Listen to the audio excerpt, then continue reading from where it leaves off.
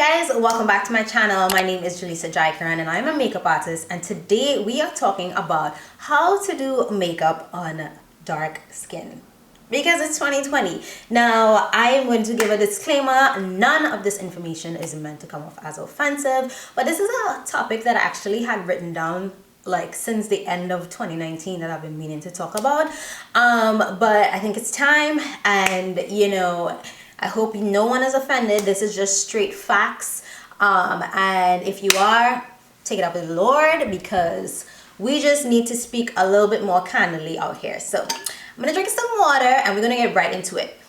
So listen, so I'm gonna break this video down and make it quite organized, just so I'm not just going off a tangent. So first of all, I'm gonna talk briefly about how I started to do makeup on deeper skin. Now, the reason why I want to talk about this is because sometimes as a makeup artist, it doesn't matter where, or it doesn't matter your complexion. That doesn't mean that you are very skilled in that complexion. It's not necessarily a thing where it's like, oh, I am X color, so I know how to do makeup on X. Sometimes it's just not the case. I grew up in Trinidad. If you can't decipher my accent, I'm from Trinidad. It's a Caribbean island, and when I first started working at MAC, first started doing makeup, it was on people of color, and when I moved to New York though, it was quite a learning experience for me. And I always say that working in retail, I mean, it is not what it used to be, and it probably isn't now that post-COVID, but that was the best boot camp that I could have gone to, because when I moved to New York, I was working at JFK in the airport doing makeup. In the morning I had my my Asian clients. At night I had my Nigerian clients. Midday I had the people that were going to Israel. So like I had to literally like learn on the spot, because in Trinidad I wasn't pulling for NW10, NW15, NW25, but then I came to a point where I can actually look at somebody's skin, look at their face, and be like, okay, I think this is it. Obviously I never really felt like, oh, I can just like close my eye and I can tell you. I still always make sure that I tested it just to make sure, because you never know. So I just want to reiterate that it doesn't matter what your skin tone is. What matters is that you practice and you continue practicing, because that's the only way that you become skillful in something. So as you take this advice, you can take advice from anyone, because that person might be skilled in whatever complexion because they practice. So all right, so the first thing I'm going to get into is determining undertones.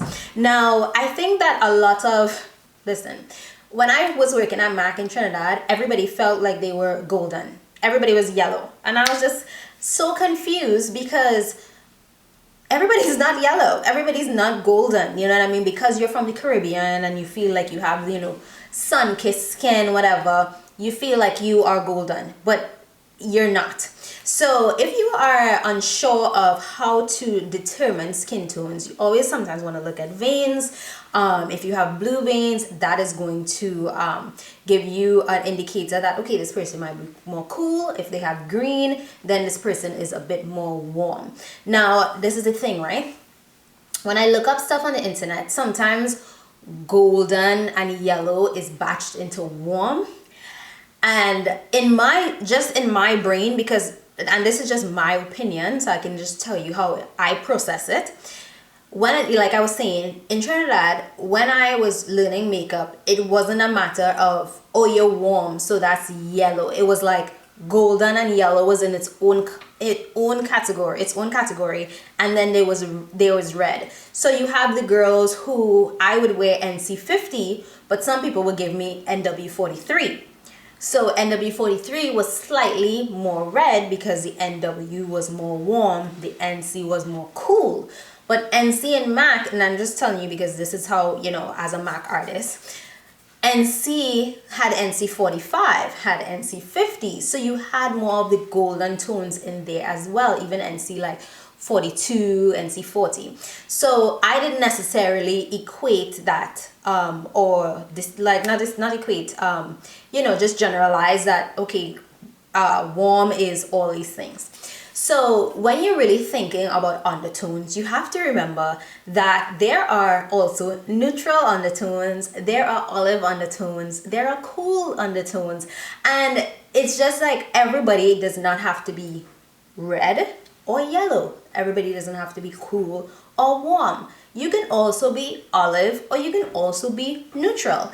And I feel like that whole conversation is a whole nother video, because then that's breaking down color theory. So if you're unsure, I think a really good way to practice learning undertones and how to mix shades is to take a product like the Makeup Forever Flash Palette, and just testing that out and seeing, okay, if I mixed white, black, brown, maybe some green, maybe some blue, like just play around with it, some red, some yellow, like what shade can I create? Now the best way to do this is create your own foundation shade. See if you can create your own foundation shade by actually mixing these colors in. So the more that you start mixing and understanding, then when you look at somebody's skin, then you can decipher, you can break it down and say, okay, maybe I need a little bit more blue. Makeup Forever, and I don't know if they still make this, but when I was assisting Kabuki Very Heavy, he had these little drops. They were Makeup Forever, and we had them in yellow, in blue, and red. I don't know if he had a green. I know he had those three, and we would always use a tiny bit always to adjust foundations. So remember that even if you have a foundation that you think, like you put it on a client and you think it might be good, you can always adjust foundations. And I will mention that Face Atelier has some good adjusters. I'm not sure if they have like blue and green, but I know they have like a pure black, a pure white, and an orange. And of course I'm going to put all of that here. So now we talk about undertones.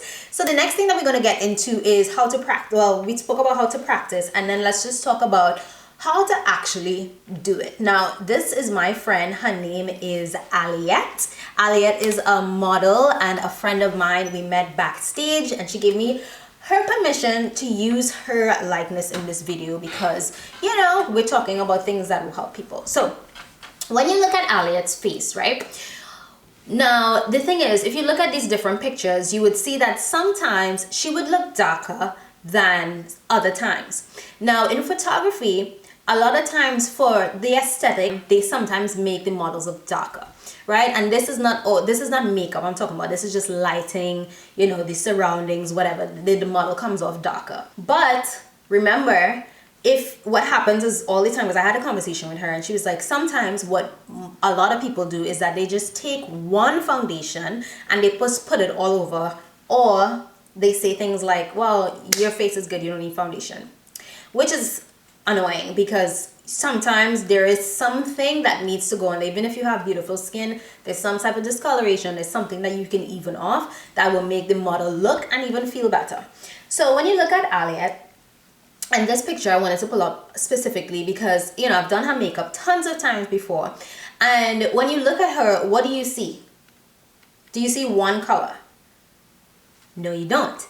So as an artist, when you look at her, you don't just look at her and say, oh, she's dark. Oh, this is dark, this is dark, this is dark, this is dark. So I'm just going to find that color and put it all over. No, what I always tell people, because, you know, I've had very candid conversations with other artists, and there are always people like that want to learn, and I always want to like find out about what other products and other techniques makeup artists are doing.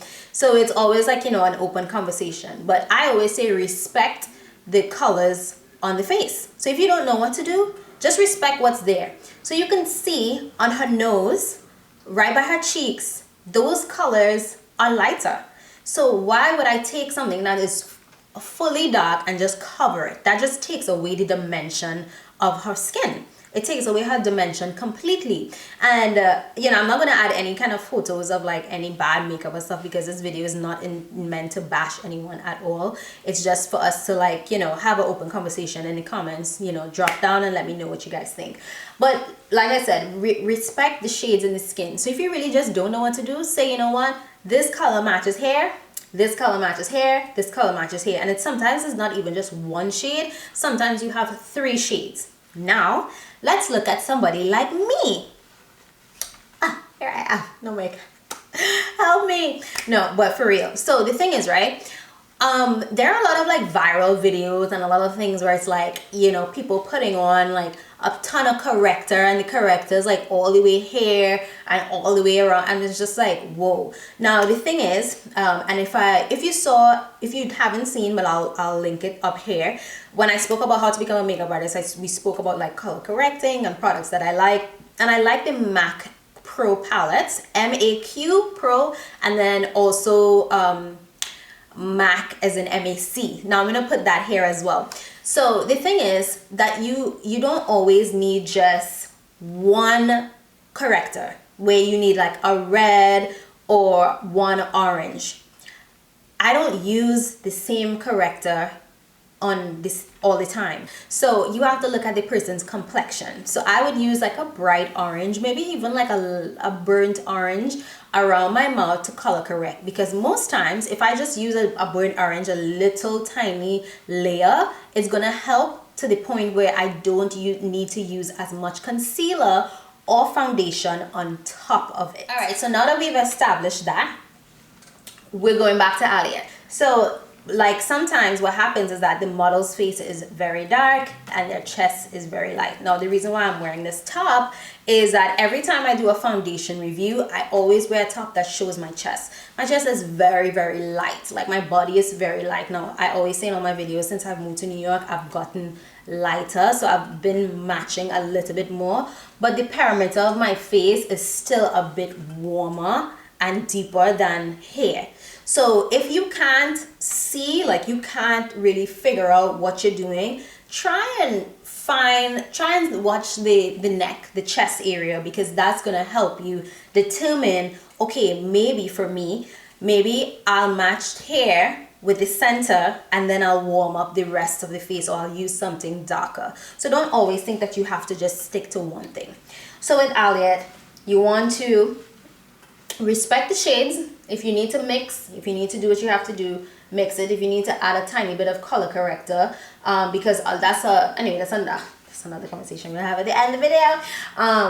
But you want to respect the shades. So then once you respect the shades, what do? Are you going to leave it? Are you going to put powder? Are you going to, and this is another thing, some powders run too red, some powders run too cool. I personally, I know another makeup artist like love the like no color powder, and if you missed that video, I'm also going to put that up here. I personally don't use no color powder on very, very deep skin like Elliot. I rather use something like from Danessa Myricks, Ben Nye. Even if I do mix a tiny bit of RMCA, I just don't use it by itself. I know a lot of people, you know, this is just my preference, guys. A lot of people use it and it works and it's perfect, fine. I just, something in my, like, the way how my, like, I'm just like, something is off. But that's just me. So, you want to make sure that you put the correct powder, because after you respect the shades and you put what's meant there, you want to lightly powder it and make sure that it is set the way that you want it to look. You don't want to put something that is going to completely change what you did. So yeah, so if, I mean, honestly guys, this is like a lesson. That's like a whole lesson, but I just want to like briefly break it down. So if you have more questions, of course I'm available. If you want like a one-on-one, just let me know. All right, so and then let's talk about Fashion Week and the struggles that models of color face. Now, I could not do this video without having this conversation, because it is something that has been going on for a while. There are always like tons and tons of articles and models speaking out, and the thing is that in the industry, as a makeup artist, we're not the ones speaking out, you know what I mean? Like, we're not the ones like, girl, like, you know, because at the end of the day, we're community. We're not gonna like be like, oh yeah, she really like, or he really messed up that foundation, like, you know what I mean? And one thing that I really want to address is there are always these conversations about models going to the black makeup artists. Now, when you think about it, I've been living in New York for 7 years, right? Fashion Week never used to have as many models of color. And I'm going to include this clip right here. So now that there are, then you need more of us, because one, you're like, okay, who's gonna do this model, right? Who's gonna do the model? Who can do the model? Now, all these other makeup artists have been there for years and years and years. Not to say that they don't know, but the models weren't there. You know what I mean? I don't know what else they're doing besides, you know, doing fashion week or whatever. I'm not sure if they're working on models of color. But the fact is, more makeup artists of color started to get more opportunities backstage, myself included. So what happens is that, you know, the model will see me from across the room. I'm telling you, it's like laser, it's like telepathy. It's like, okay, I see this person and this is the person that's doing my makeup. And this has always been a kind of an area of contention, because there will be instances where my other makeup artists might feel like, well, I can do this person's makeup too, how come I can't do it? Or I feel slighted that you want to go to this person. But honestly, take it every way except personal, because you have to think about it. Some of these models have gone through so much with their hair, with their makeup, that like, and they're pissed. Like, I sometimes, like, when I'm doing my own makeup, I just want to make sure that I look good. So if I'm not in charge of doing my own makeup, I'm making sure I know how I like it, and somebody else is in charge of it and I'm not happy, then I'm not gonna get angry about that. You know, even Elliot has told me, like, there are some times where she's gotten her makeup done and she had to go wipe it off. She had to go take her own foundation and fix it. And this is the experience of a lot of models, even the ones that you don't hear from. So my thing is, there are always other, like, this has happened to me as well, where maybe it's for example, let's say, which has happened, let's say an Asian model says, you know what, I'm gonna go to this person, I want this person to do my makeup. I'm not offended, girl. Go by your friend, go by who you're comfortable with. You have to walk down a runway. You have to go and like kill it and be like the best that you can be on the stage. I'm not sitting here like, I was just like, okay, go ahead. Like, I'm not mad. You know what I mean? So it's, I mean, honestly, we could talk about this forever, because I think it's like, we could talk about this forever. But what I want to say is that, let us just be, you know what I mean? Because if this person is comfortable coming to me, just let her come to me. Just, it doesn't matter, you know what I mean? It really doesn't matter, even if you can do it, whatever. And like, my thing is like, sometimes I end up backstage and I end up doing a lot of models of color, but sometimes I don't. Like, I can do anyone and everybody else can probably do everyone. But if them having that moment of, from running from set to, well, not set, from, yeah, maybe from set to casting to this to that, to have this one moment to be like, girl, I had this day, whatever, and they feel like they can relate, then why not? You know what I mean? And same thing for any other model. If they want to go by someone that they're more familiar with or they feel more connected to, then let them go. You know what I mean? So let me know what you guys think about that, because that is just like, you know, it's just like a whole phase. So one last thing I want to discuss is brands that I like that have really good shades, darker shades that I think work beautifully, and then also some black owned brands that you can support, because that's what we're doing. Okay, so the first thing, there's so many brands, and I'm probably going to leave a full list in the down bar, so don't forget that the down bar is where all the gems are at. Let's get started. So first of all, I want to start with UOMA Beauty. UOMA Beauty is a brand by Sharon, and actually interviewed her for my podcast. These foundations are so good. Also the concealers are really good. I also like JUVIA'S Place. I actually use JUVIA'S Place her foundations on Ducky, and I'll put the picture here. Divine, of course, we have Miss Pat McGrath. These foundations are beautiful. I mean, you know, there's such a good shade range. And then also, like, some of my favorites, honestly, NARS, their soft matte concealers. I always was super loyal to my Laura Mercier Secret Camouflage, which I really like also. But that soft matte concealer from NARS, Just snap for it because it's good. And then also, if you have missed my video, this is the Reboot foundation from Makeup Forever. I actually really like her as well. And what else? I'm not gonna lie, also the Innisfree foundation.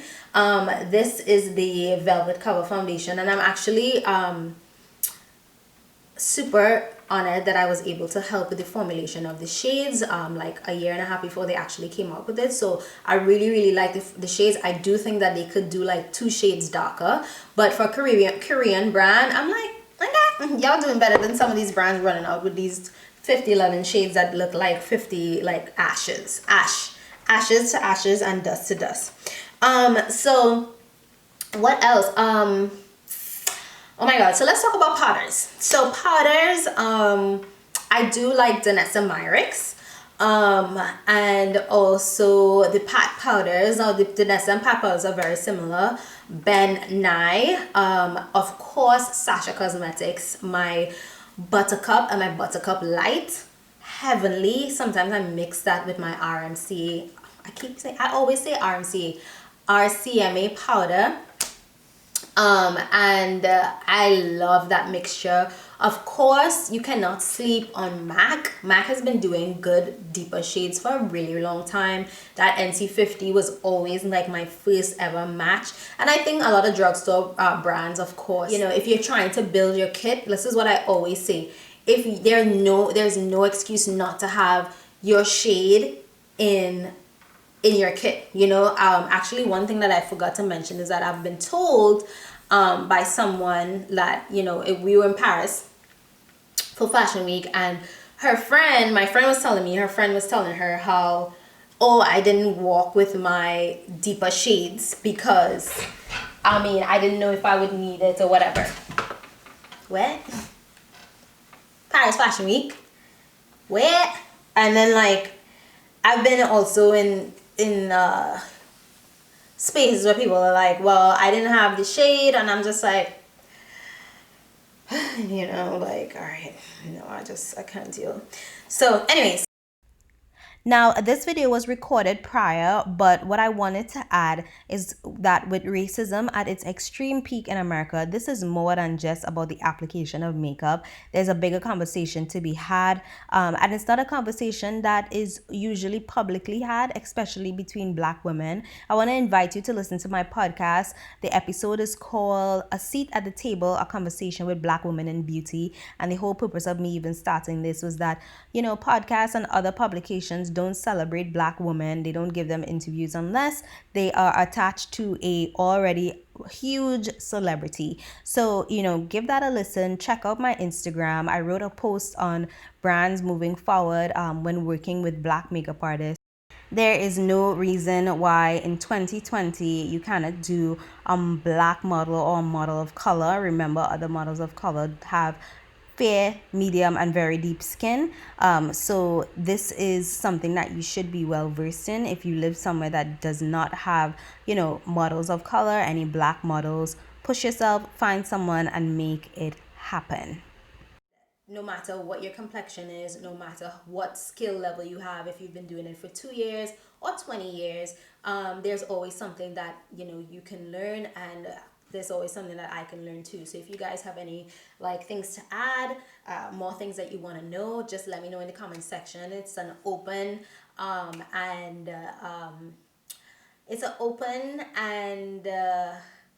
welcoming space. And if you guys have any questions, and don't forget, you can check out more of my videos here, and I will see you guys in the next one. Bye.